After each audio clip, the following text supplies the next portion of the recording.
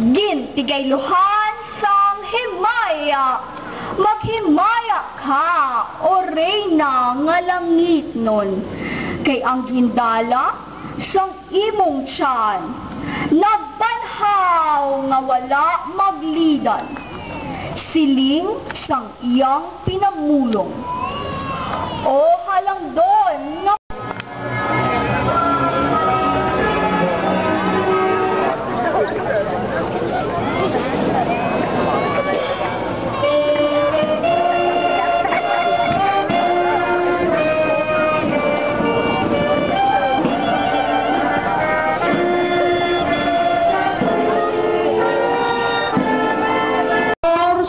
grasya sa karon dumilang sa bugos nga mundo na adlaw sang resurreksyon